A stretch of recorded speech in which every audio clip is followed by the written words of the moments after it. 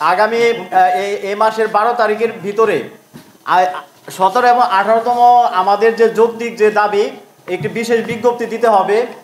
এটা যদি এনটিআরসি এবং শিক্ষা মন্ত্রণালয় তারা বসে তারা যদি দ্রুত একটা সিদ্ধান্তে না আসে, তাহলে আমরা 12 তারিখের পরে আমরা কঠোর কর্মসূচিতে চলে যাব। আর সেটা হতে পারে একেবারে এনটিআরসি অফিস একেবারে আমরা শাটডাউন করে দিব।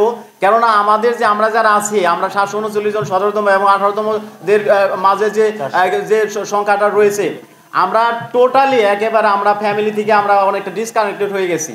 আমি নিজে দেশের বাইরে থেকে আমি যে বিএসসি পাস করে এসেছি, আসার পরে আমি মানে নিজেকে আমি চেয়েছিলাম এই বাংলাদেশের শিক্ষা প্রতিষ্ঠানে আমি আমার নিজের অর্জিত জ্ঞানকে আমি কাজে লাগাবো আমার ছেলে মেয়েদের ভিতরে।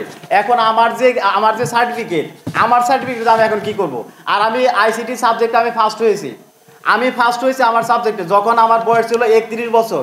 ঠিক ওই মুহূর্তে আমি এনটিআরসির জন্য আমি আবেদন করেছিলাম। আমার স্বপ্ন ছিল আমি একজন কলেজের লেকচারার হব। আচ্ছা, ওই এনটিআরসি তারা বয়স দিয়েছে 35 বছর, আর আমি আবেদন করলাম 31 বছরে। এখন আমার বয়স 35 বছর থেকে 33 দিন বেশি হয়ে গেছে। এখন এনটিআরসি বলতেছে তোমাদের আর কোনো সুযোগ নাই। তখন আমরা বললাম কেন স্যার সুযোগ নাই? বলে তোমাদের বয়স 35 উপরে হয়ে গেছে। এখন আমরা বললাম যে স্যার 35 উপরে হয়ে গেছে, বাংলাদেশ গ্যাজেট তো স্পষ্টভাবে লেখা আছে বয়স যদি 35 উপরে হয়ে যায় তাহলে আবেদন করা যাবে না। সাথে সাথে আরেকটা লেখা ছিল যে এনটিআরসিকে প্রত্যেকটা বছরে একটি করে গণবিজ্ঞপ্তি এবং একটি করে পরীক্ষা নিতে হবে। স্যার আমার যখন বয়স 31 বছর ছিল, আমি তো তখন তো পরীক্ষা দিতে পারলাম না। তখন করোনা আঘাত আনলো বাংলাদেশে, করোনা চলে গেল, তারপর আপনারা 3টি বছর সময় পেলেন, তো আপনারা তো এই পরীক্ষাটা নিতে পারলেন না। তাদের জোরের মাধ্যমে বিভিন্ন সময় আমাদের সাথে বিভিন্ন অন্যায়মূলক আচরণ করে এসেছে। আমি 2016 সাল থেকে শিক্ষকতা পেশায় আছি। তো যদিও এটা আমার সমস্যা যে আমি অনেক বিলম্বে আমার লক্ষ্য সুনির্দিষ্ট করেছি যে আমি এখানে পরীক্ষা দিব বা এই টিচিং প্রফেশনে আমি যাব।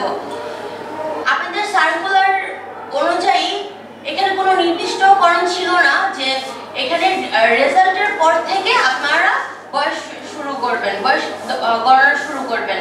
কিন্তু আপনাদের যদি এটাই নিয়ম থাকে তাহলে আপনারা কেন নির্দিষ্টকরণ করে দেননি? তাহলে তো আমরা সেই শর্ত সাপেক্ষে আমাদের এম ফিক্সড করতাম। এদিকে আমাদের ব্যর্থতা যে আপনারা এতগুলো রুলস পৃষ্ঠার পর পৃষ্ঠা আপনারা বিভিন্ন নিয়ম কানুন বলেছেন আর বিভিন্ন ধরনের নিয়ম কানুন বলেছেন, কিন্তু আপনারা কোথাও উল্লেখ করেননি যে রেজাল্টের পর থেকে আপনারা বয়স গণনা শুরু করবেন।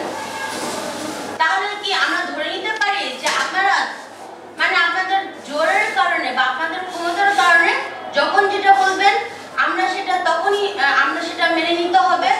তারা কোন সাহসে 19তম নিবন্ধনে তারা আবেদন থেকে তারিখ গণনা করবে? আমাদের রক্তের উপর আমাদের গলার উপর ছুরি বসিয়ে তারা এখন বুঝতে পেরেছে যে এনটিআরসি কে আবেদন করার দিন থেকে তাদের বয়স গণনা করা হবে।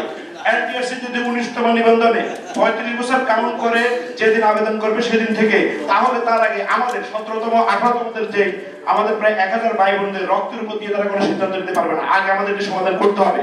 তাদের যে ফেসিস্ট আচরণ, তারা কিছু পরোয়া করছে না। আমরা জানি জুলাইতে আমাদের যে আন্দোলন, আমাদের 5 আগস্ট আমাদের ছাত্র ভাইরা আমরা যে রাজপথে রক্ত দিয়েছি, আবু সাইদ মুগ্ধ যারা এই বাংলাদেশকে ফেসিস্ট মুক্ত করার জন্য সংগ্রাম, আমাদের কি এটা কি প্রাপ্তি? আমরা দেখতে পাচ্ছি এখনো সচিবালয় বিশেষ করে এনটিআরসি তে ফেসিস্টের দোসররা সদর্পে ঘুরে বেড়াচ্ছে এবং তাদেরকে অবশ্যই আমাদের যে ব্যাকডেট আমাদের যে প্রাপ্ত সুযোগ সেটা থেকে তারা বঞ্চিত করবে না।